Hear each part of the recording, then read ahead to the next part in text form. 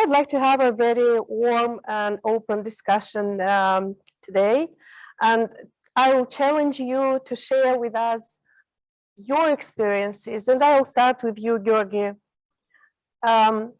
We're having a very great and a very ambitious strategy in MAIB this year and for the future that comes.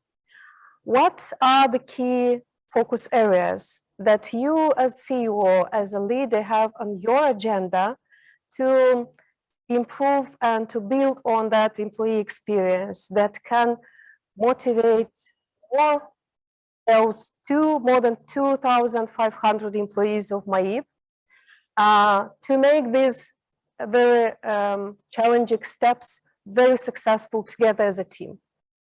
Yes. Good morning, everyone, and it's an honor to be here, and thank you for inviting me. Actually, Svetlana knows that I just lost 100 lei because she introduced me as Mr. Georgi Shagidze, and in the bank we do call and approach each other with simple names, and the one who gets such introduction pays 100 lei for the next team retreat. Anyways, this is great question, and I think what we are focusing and what I as CEO am focusing is that firstly to build the environment whereby people can or want to work together, to be trusted, and to deliver together. And I think this is very important, and that requires lots of transformation, and that requires everyday effort to ensure that everybody gets it, that we need to work together to deliver together. So that's the very first one. The second one is about the cause, and do we have cause, do we have right mission, vision? Is it well articulated? Has it been shared by everyone? And very importantly, or even more importantly, has everyone contributed or reasonably contributed when we were building this mission, vision, or the cause why people are coming and working? And in our case, we tried to involve as many as 70 people from our middle management or top management, whereby they started to basically contribute in it. The next one is communication, and clearly we need to communicate very well what we are doing, why we are doing, where we are going as the organization, and perhaps finally, last but not least, is that the leaders acting on behalf of company, right? So they are very aggressive, they are very ambitious, but these ambitions are to take the company to the next level. So these are not personal ambitions, but then these are the ambitions to take the company to the next level. So I would summarize all these factors, what we focus. Thank you, Georgi. Sure. And we do follow the employee experience, and we do see the pulse. We do keep the pulse of the employees, and we see when we need to make some changes. And in this context, Damna Olga, when is the right moment to make change? You as a leader, you've been growing in MedPark, and you have started actually as a consultant, coming as a consultant, and then being now to in front of this great team who implemented a lot of changes in the last 2 years, given the overall context worldwide. So when and how, and the role of the leader here to make this change and to contribute and keep the employees together on the same track in the common strategy of the enterprise. Hi to everyone. Thank you for inviting me. It's a pleasure to be here and to share from my humble experience. I'd like to mention that I consider myself not a professional administrator. I am a doctor, first of all, and somehow accidentally I came to administrator PEF, but I really do like it. While joining international events and especially panel discussion, for me, it is always very interesting to hear the real examples, the real samples from the organization. So for myself, I have planned today to talk only about I faced and what happened to me in my organization. As I said earlier, I'm a doctor as a background, and for the latest 6 years, I'm the CEO of this hospital. And this is the first and only administrative experience till now. So as a background, I'm a neurologist, and I think this helps me a lot in understanding the organization. Later on, I even have find out that even neuro leadership theory exists, and it means that by understanding how the brain of the employee work, the employer can engage in more efficient in changes and motivation, let's say.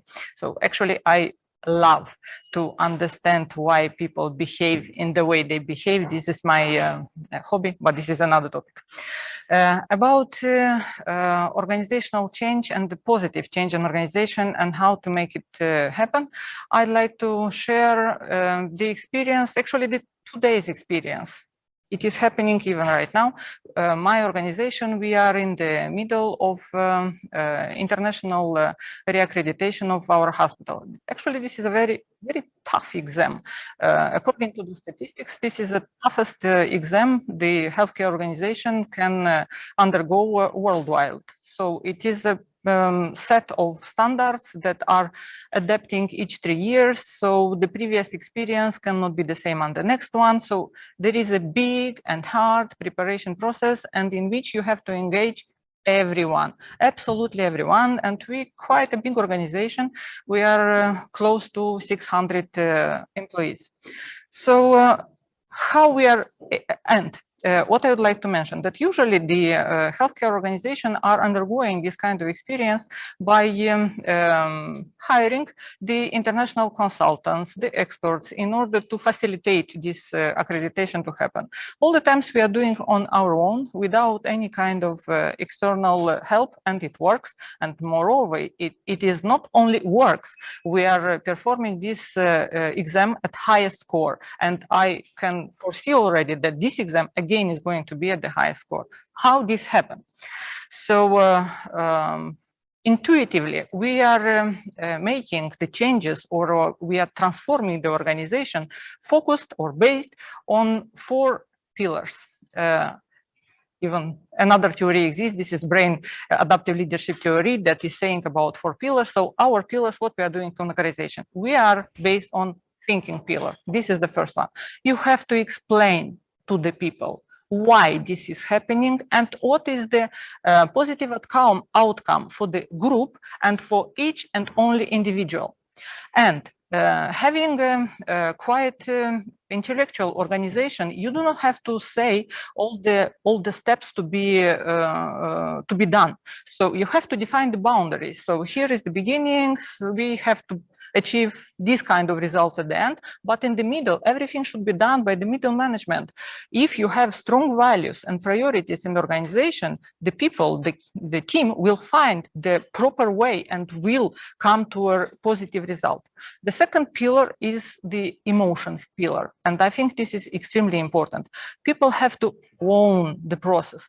They have to engage in the transformation. So it is and in order to engage people, you have to empower them. You have to give them the authority of decision, and you have to accept from the very beginning that it will be some mistakes during the way, and there is no other way to learn than by mistakes. And it is one thing when you are performing a task because it is in your to-do list given by your superior.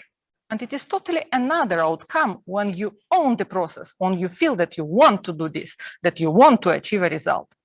The third pillar is the organizational behavior. So you have to observe what is going on in your organization, how dynamic it is. If it is a very dynamic organization like we are, actually in our organization, change is a habit. So we are always in change. We are acute, mostly surgical hospital. For us, it is something simple to undergo a change. But when you have a very dynamic organization as a leader, you have to be very careful not to overload people. And for this, you need to establish routines. So you have to do some round meetings, some round tables on regular basis, so not to overload people.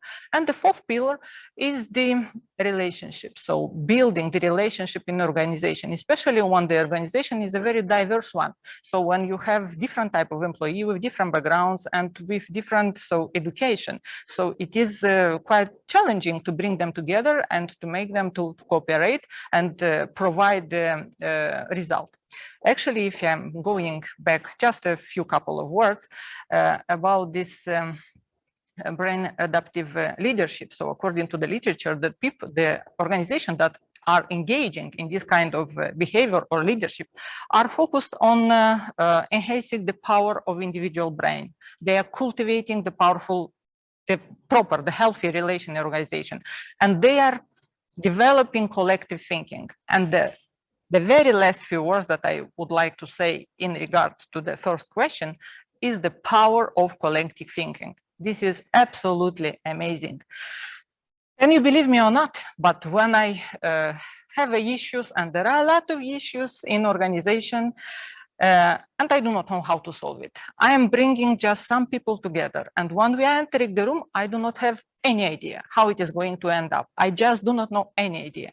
But in most of the cases, and overwhelming majority of the cases, in 40, 50 minutes, we are finding out a solution, and we we elaborate on something. So if you manage to bring together the well-intended people, motivated people, they may be not the most professional. This is not the most important. Well-intended and motivated and open-minded and able to work together, you will end up with explosion of innovation, of ideas, of changes. So it is amazing what a team can do together. So it is individual, it is just a piece of the puzzle.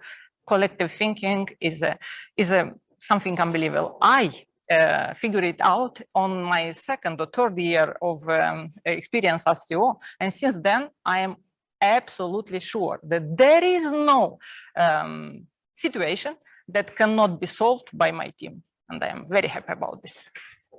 Thank you very much, Donna Olga. That's absolutely amazing, and I am sure that your team now following you, they feel this this inspiration coming from you, and now I matched all the puzzles elements because regularly I'm also visiting MedPark and I interact with the team. So now I see all the circle of all the activities and what I read in the eyes of the employees. Thank you very much. And I would like to add now and to welcome one more colleague, one more member of the leadership community from Moldova who really joined Moldovan team of EFS. And that happened in July this year. And we have Alpan Akpache on the Zoom with us. Alpan, do you hear us? Yes, very clearly. Thank you very much, Svetlana. I assume you hear me well as well? Yeah, welcome. And we have seen from your experience that you've been part of different international teams, commercial teams, marketing teams. You've been leading the development of the brands and promotion of the brands in Turkey and in Georgia. And now you joined the Moldovan team. And some of your, or the key qualities that you focus in your leadership style are empathy, are honesty, And in this regard, it's very interesting, and we'd like you to share with us what are the reasons that, and what is your experience that brought you to this point that empathy is building on the employees' engagement and on the success of the business? Sure, Svetlana, thank you very much. And first of all, I'm very sorry to not being able to be there with you in the studio, but still happy to be here as part of this conference. First, let me tell you what my understanding about empathy is. As a human being, I believe we are all social creatures, willing to communicate and express ourselves in different ways. And empathy is basically ability to understand other needs. It means that you're aware of this need, understand the feeling, understand the situation, and how all these things impacting our lives. It doesn't always means that you have to agree with them. It is rather you're willing and able to understand what really is going on. And as leaders, I believe first we need to be accessible and to be able to communicate first, for sure. But it basically starts with active listening. By active listening, I believe we would be able to give support when there's a need before a problem occurs, or we would be able to understand the issues or challenges that is holding them back to achieve their goals. Or one of the most important things is trust. It will enable to build trust within the teams and the organization. And last not the least, but it will definitely release the stress over our friends, colleagues, so that they can contribute more. And talking about stress, I mean, today the level of stress increased and accelerated with the impact of COVID, as we all know. And due to these all precautions, we were not even able to come together and share our thoughts, our feelings, or release the stress with some small chats as social human beings. And as an experience, this issue was actually one of the biggest tests, I would say, recently that we felt during last week, especially. All the team, I mean, not all the team, I mean, we were all frustrated and concerned about our health, about our family's health, about the safety. We didn't know what to expect. So at that time, as the management, we actually initially initiated an open and transparent conversation in the company. First, of course, we all did the same thing. We ensured working from home conditions, delivery of necessary tools. We also urged to make the necessary digital transformations within the company. And for those ones who has to come to work, we provided personal transportations. But unfortunately, of course, despite all these measurements, we had employees in the hospitals with more serious issues. And we followed their situation closely with our doctor and provided them all necessary additional supports, not only to them, to their families as well. And in addition, I think these are more or less what we all thought initially to act as an act. But I believe, like I was referring to the stress level, we also thought, because that was we were all talking about the new normal, how it will evolve. So the management of time changed, the time how we spent the day changed. So we also launched well-being programs online on how to balance the stress or inspire our employees to develop themselves in different areas through those webinars. And at the end of the year, we evaluated all our field force and production line workers who had to come to the work with the highest performance, just to show our gratitude. And I believe overall, these all initially started by listening to their concerns. And at the end, I think these are all brought us together more closer. But honestly speaking, not only me, but we are still lacking of these big group gatherings. I hope it will come to that day eventually as well.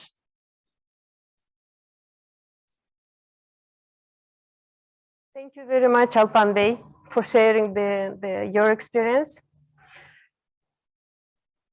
And now going from the empathy, going from the qualities of the leadership, going to the processes that we have changed in this period, and going to the IT industry. Elena, I would like to, you have shared in many activities in the HR community. How did you manage the situations in these years? But you continue to innovate and to attract new talents in this area. And you as a leader, how do you manage to push or to motivate employees to innovate? Because innovations is done by the employees. And this is a process of creation. How do you manage to do that? Thank you, Svetlana. I was thinking now that we have very good panel of leadership track, because we are from the industries that was in the top for the last 2 years. Medicine was also, so Olga, that's a huge respect, but with pandemic situation, it requests more implication and involvement. Banks, as far as I know, all my colleagues were going to bank to get credits because no investments, no travels. So that was a must as well. And FS, because we know how well developed actually the industry of wines and beers in this situation. And IT, of course, because it's about digitalization. And we as a media company, of course, we felt also a bump in this period. So how we manage? So it's hard to say actually that we managed very well in pandemic situation, because everybody has struggles and had challenges. During the period that I'm managing the company, and it's more than 5 years, and it's something like Olga was mentioning, I accepted this challenge, though I didn't know where I'm going to, but I enjoy what I'm doing at this point. And the biggest challenge in my job, day-to-day job, is working with people. It's communication. Business results are something that you can go for it, but if we talk about people, that's the hardest part of a leader. So we had ups and downs, of course, like all the companies, and usually we take fails like a next challenge, and we don't stop. We are improving the processes. We don't have many. The processes come because we are a little company comparing with all you in here. And we have 200 employees. So of course the processes come usually by request, by talking with the people, or we feel that's something we need to implement at this point. We have open door policy in our company, and I think this is something that it's a plus. Also, surveys, you can feel how you can develop only if you ask the people as well, because you cannot decide only on leadership team what is good for your people if you don't listen to them. Usually the ideas come like 80 to 20%, like 80% it's our team, my team. We are like 11 people in administration, from communication, HR, finance, and it's brainstorming. And we have creative people, and it's about team, and I'm really proud that we have the best team. Well, for me, it's the best team. I know all the managers will say like, my team is the best. Yes, my team is the best, and I can confirm that. And we are keep developing as we are going, and trying to be two steps ahead all the time, because people are waiting. And I think the biggest challenge is still, and what will be for the next year, is to keep the culture, because we are still working from home, and you know how the culture suffers on this part. When you are part of a team, you are within the office, you have that coffee in the morning, you have the chats. We don't have that, and we cannot propose that to do anymore in Zoom, because Zoom fatigue, it's something that we know already. It's a struggle that everybody is like, no Zoom meetings at all, please. So I think it's the same how it's in the companies and ours, and sharing experience in our meeting. Actually, I'm Chams, reading different articles, sharing with the team, seeing the openings, the feedback from the other colleagues, talking with the managers one-on-ones.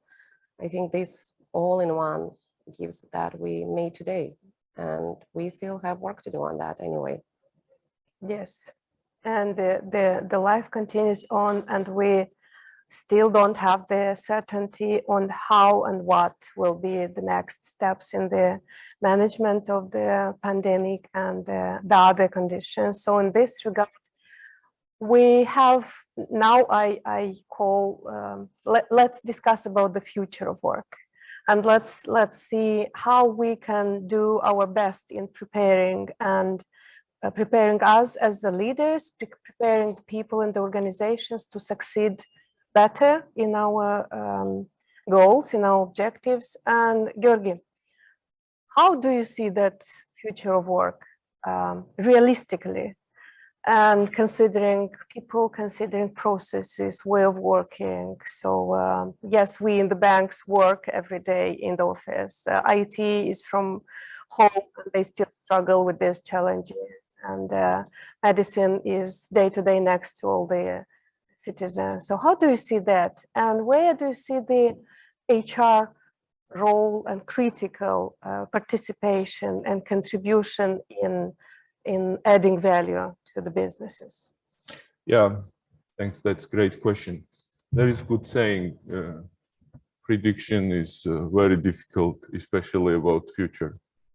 So what we know, what we even knew before the COVID is that people want to be more flexible, and they want to be more flexible in terms of how they work, in terms of the place of the work, right? So that was even pre-COVID. And after COVID, I was reading the McKinsey's report, I believe it was McKinsey's report, that 52% of people researched, so they say that after COVID, they would like to remain in the flexible working style or mode from the perspective of the office and working from home, and etc. So 50%, 52% is very big number. So that's one we know. The second one we know is that people want to have the autonomy in the decision making, right? So they want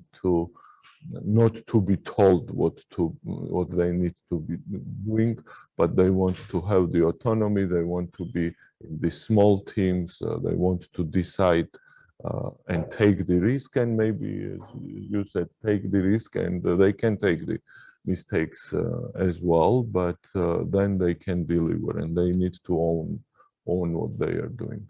They want to work in more friendly, agile, transparent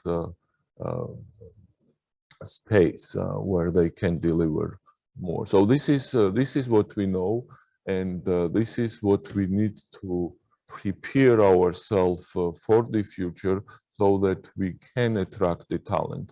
And not many people like to work with the old industries in the way the old industries look, and with these traditions that they had. Now, what we are doing at MAIB to somehow prepare for this change, it's huge, and I'll try to explain. The very first one we started is to remove the barriers and try to ensure that we can be approached very easily. We are very transparent and easy in communication. That's why what I started with about Mr. Georgi Shagidze, and about the games that we are playing in the company, to ensure that we don't have the barriers, and our employees can just approach us and tell the initiative whatever they want to do, and we are there to support and to help. We want to implement the transparent, agile, professional culture whereby they will feel in such environment. But then the huge transformation project that we are starting literally as we speak now is the implementation of agile in banking, and the full organization transformation in the agile way of doing things. And I'll explain what I mean. The traditional organization, how they work is that there is this product guy who wants to do the product or innovate there, And then there is the process, IT, legal, accounting, risk, you name them. They are not sitting with them in one team. Clearly, they report to different hierarchy. So when the product guy comes up with a new initiative, what it does, he goes to his boss goes to his boss, and then his boss goes to maybe somewhere up, and then maybe there is some committee who takes the decision and then tells the IT guy who is on a different chain of command that you need to do this, and that goes down to IT guy. And then this IT guy does it, and clearly before doing it, it goes through the document, and maybe this document is very long, and then maybe most of the time this document does not have enough details, and most of the times, if we are honest, these documents goes back and forth, and maybe eventually IT guy does something, and then when the product is delivered, then maybe customer doesn't even want this product anymore, and maybe competitor is offering something even much better.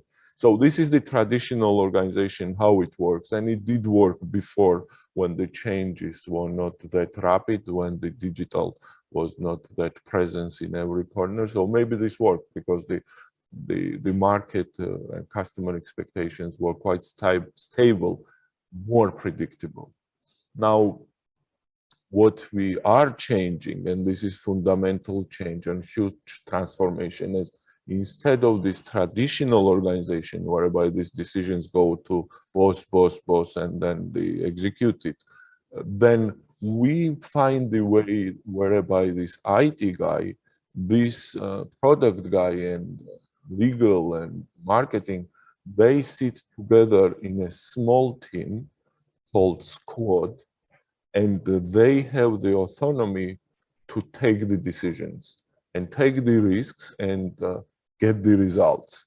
And we want to do it for the entire organization, right? So this is very big transformation. So we want to break down our big organization in small teams, which consist with this mixture of different professionals who have enough autonomy to take decision and deliver the results. And there are very good examples, and obviously that comes from Silicon Valley.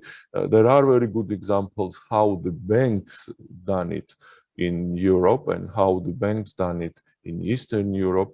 And then we are working with top consultants, of course, to benefit from this regional or best practices in the world. So we are implementing this, and we started implementation of this. And it's a long journey. Clearly, it is not easy, as nothing is easy, especially big transformations. But towards the end of this, the ones who do it very well get lots of rewards. And we know from the precedents that the rewards are huge in customer experience improvement or rapid enhancement, in employee engagement improvement or increase. And Svetlana said that we do measure employee engagement consistently, and the time to market.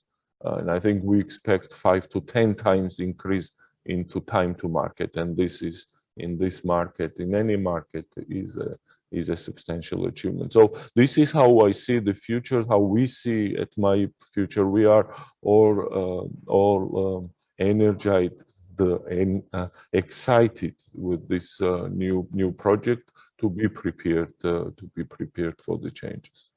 Thank you, Georgi. Thank you.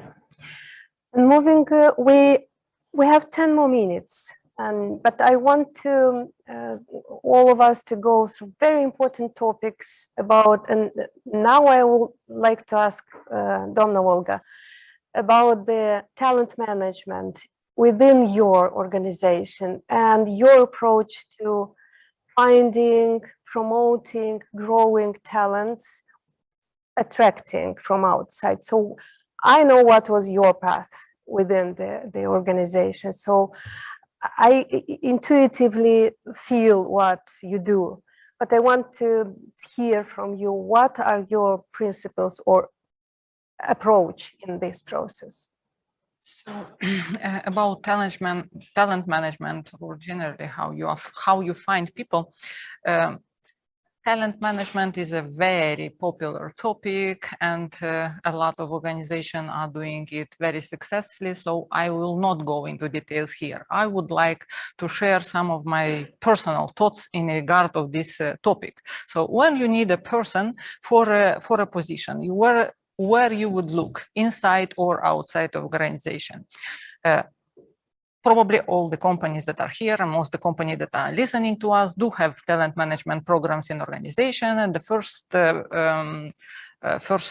thing to do is to look inside the organization, because the people are already educated for the organization, then they align with the organization behaviors, policies, and so on. Most probably they are motivated, so they are well intended, so everything is fine. They are already there, and you put them in another position, place in another position. So, and the accommodation period will be shorter. So a lot of benefits somehow.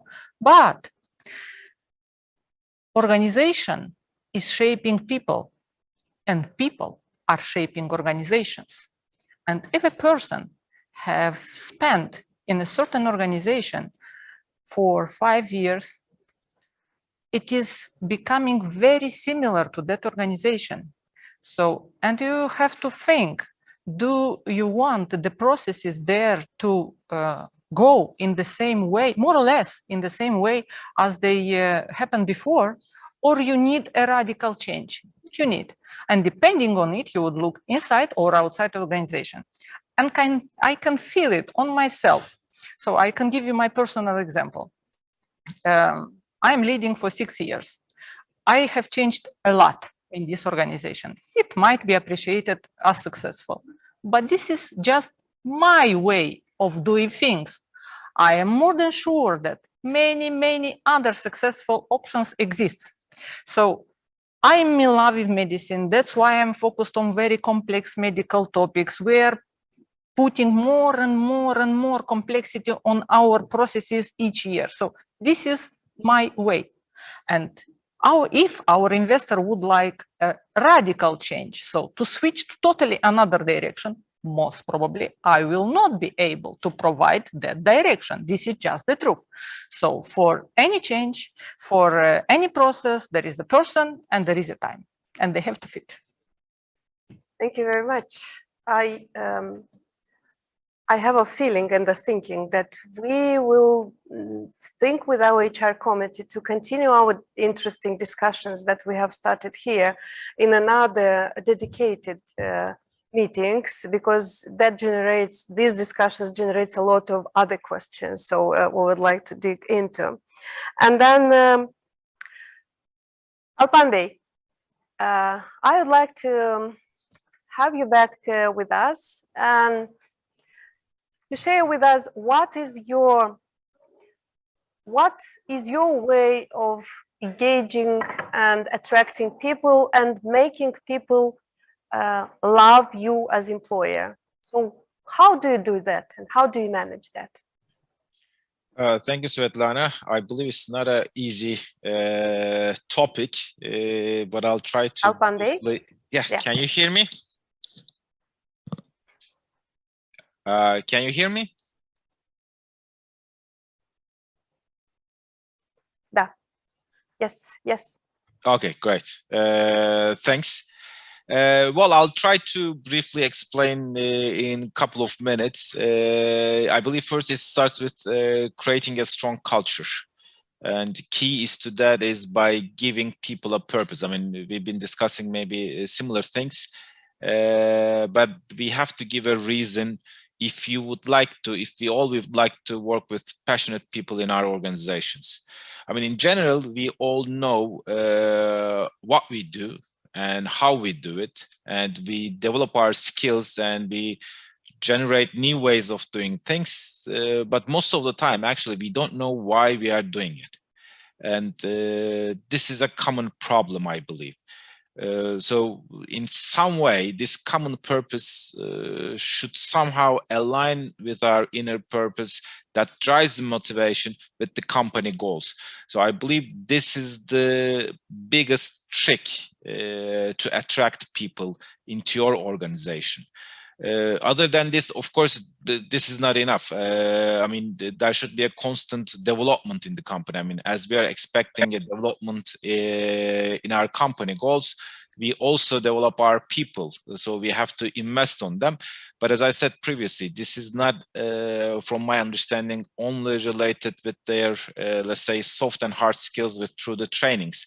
I also really believe these well-being programs that will decrease the level of stress also helps them to, let's say, have a more frequent communication in between them, and let them socialize with each other is also crucial. I mean, that's why for so many years, for instance, we have a gym and a sports center at the brewery, and we organize a lot of tournaments. Unfortunately, because of the COVID recently, we had to stop, but still we have sports instructors, we have coaches.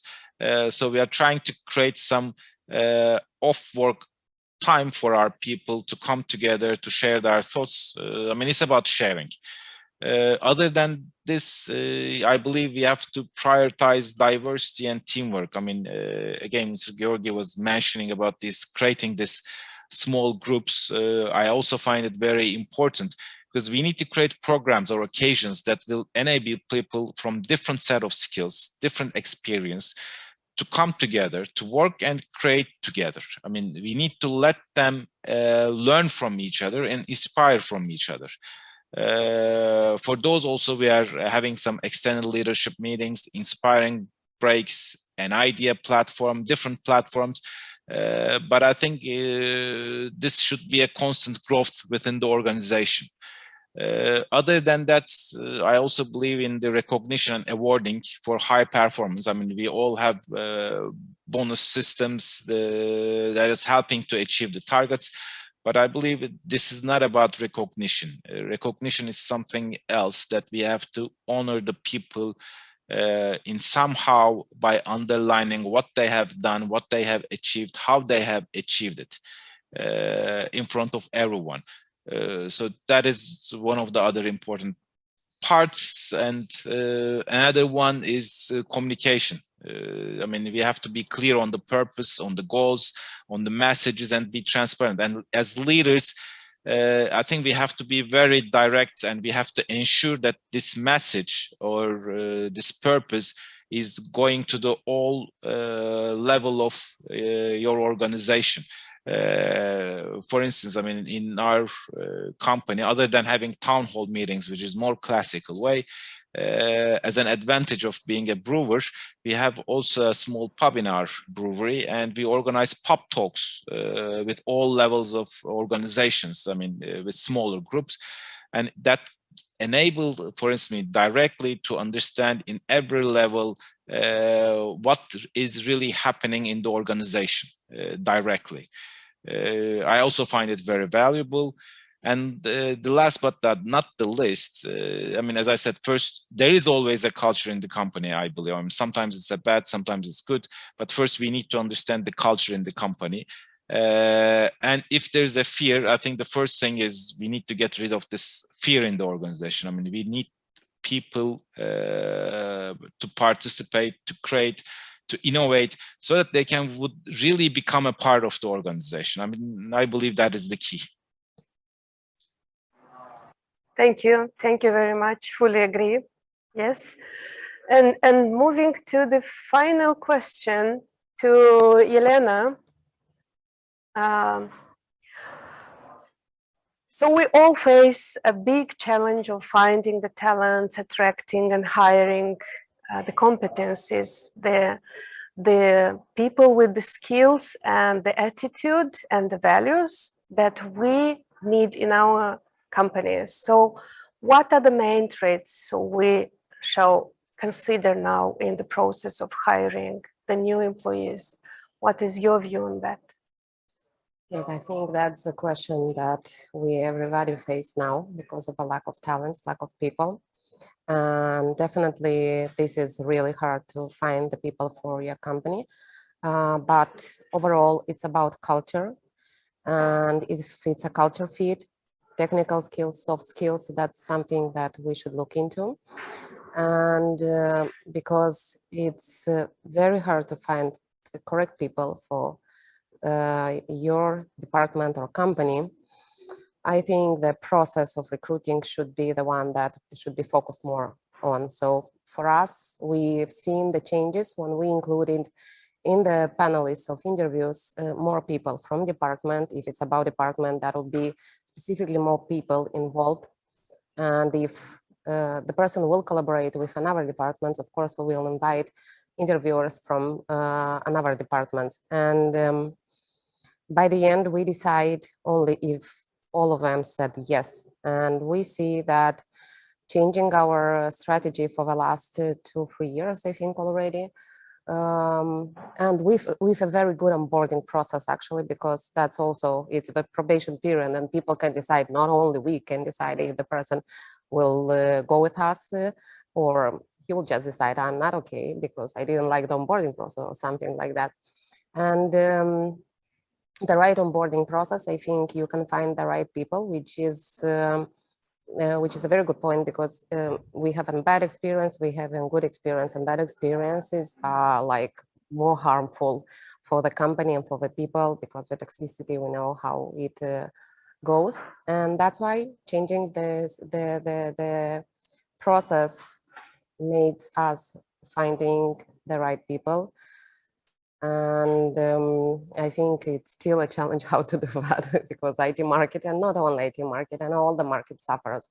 But the struggle is, I can see every day what is happening, and we suffer every time when somebody is leaving, actually.